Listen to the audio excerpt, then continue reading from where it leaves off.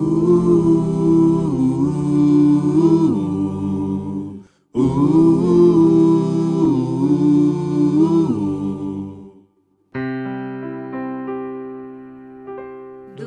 teu falar, ó Salvador, jamais vou duvidar, é encorajador. Alimento Diário, série Os Ministros da Nova Aliança. Título do volume 4, As Promessas de Deus. Autores Pedro Dong e André Dong. Título da semana 1, As Promessas de Deus têm nele o sim e o amém. Terça-feira. Ler com oração 2 Coríntios 11, versículos 2 e 3. Zelo por vós com zelo de Deus, visto que vos tenho preparado para vos apresentar como virgem pura a um só esposo, que é Cristo. Mas receio que, assim como a serpente enganou a Eva com a sua astúcia, assim também seja corrompida a vossa mente e se aparte da simplicidade e pureza devidas a Cristo. A nossa suficiência vem de Deus. Veremos algumas características dos ministros da Nova Aliança. A primeira lição que precisamos aprender é: a nossa suficiência vem de Deus, e não de nós mesmos, de nossa capacidade, inteligência ou habilidade de fazer as coisas. 2 Coríntios 3:5 diz: não que por nós mesmos sejamos capazes de pensar alguma coisa como se partisse de nós. Pelo contrário, a nossa suficiência vem de Deus.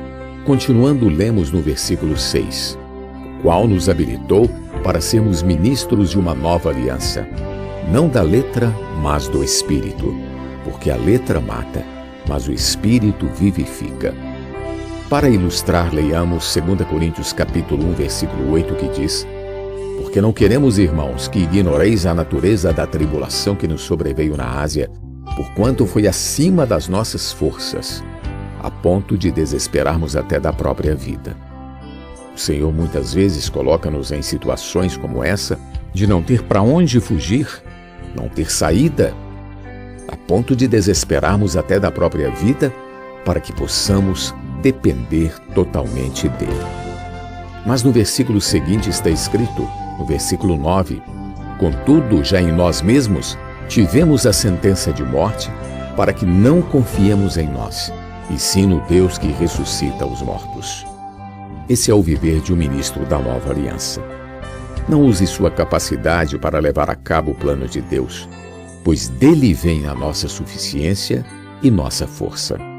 2 Coríntios 1:12 diz: porque nossa glória é esta, o testemunho da nossa consciência, de que com santidade e sinceridade de Deus, não com sabedoria humana, mas na graça divina, temos vivido no mundo e mais especialmente para convosco. A palavra santidade aqui e em alguns manuscritos é simplicidade. Para ficar mais claro, veremos o que aconteceu com Adão e Eva no Jardim do Éden, quando perderam a simplicidade. Ao criar Adão e Eva, Deus os colocou no Jardim do Éden e lhes disse que poderiam comer livremente de todas as árvores do jardim, menos da árvore do conhecimento do bem e do mal, pois se dela comessem, morreriam. Porém, a serpente mais sagaz que todos os animais veio conversar com Eva, mostrando que não era bem assim e, dessa forma, colocou em dúvida a palavra do Senhor Deus. Então a mulher, tocada na sua emoção, viu que a árvore era boa, agradável aos olhos e desejável para dar entendimento. Assim tomou do fruto, comeu e deu também ao marido, e ele comeu. A partir desse momento, eles perderam a simplicidade. De repente, viram-se nus e se esconderam. Deus se encontrava com o homem todos os dias, pois o homem era o seu prazer. Mas um dia Deus não o encontrou e perguntou: onde estás? Podemos aplicar isso afirmando que o Senhor sempre nos procura e pergunta: onde está? Agora que já fomos salvos, podemos acrescentar uma pergunta a mais ao nos chamar para sermos ministros da Nova Aliança: posso contar com você?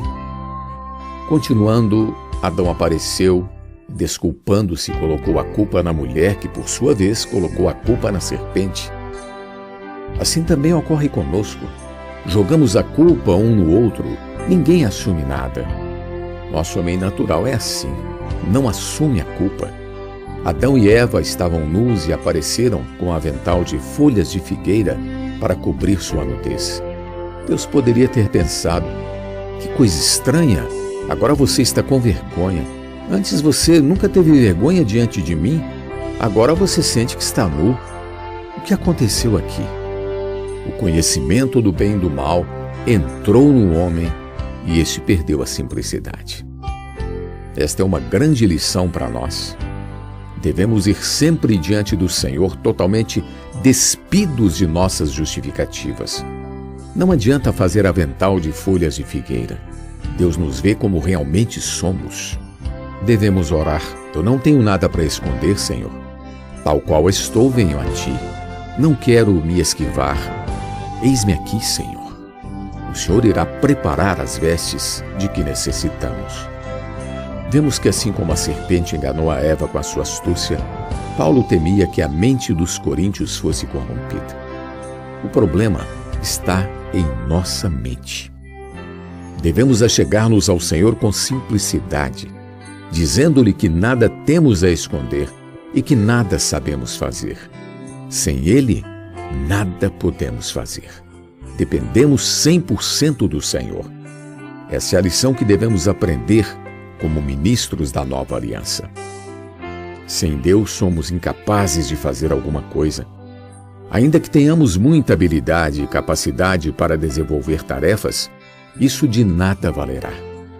Vemos que sem Deus, que é amor, nenhuma obra tem valor, como está escrito em 1 Coríntios 13:3, que diz: e ainda que eu distribua todos os meus bens entre os pobres, e ainda que eu entregue o meu próprio corpo para ser queimado, se não tiver amor, nada disso me aproveitará.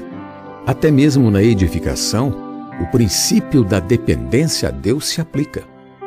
O ministro da nova aliança deve edificar a igreja com o Deus triuno, isto é, deve edificar com ouro, que representa o Pai, prata, que representa o Filho, e pedras preciosas, que representam o Espírito. E não com madeira, feno e palha, pois o próprio fogo revelará a obra de cada um.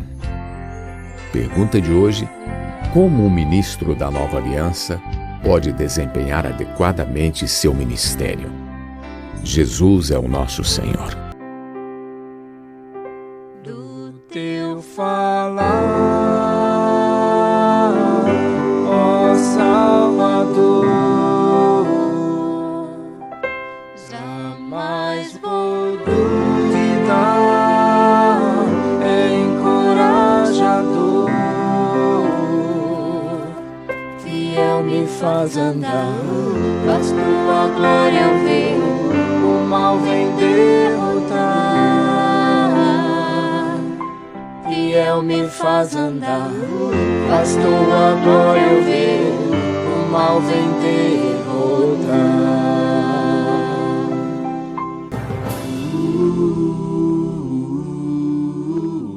Alimento diário. Uma palavra de vida todo dia, especialmente para você.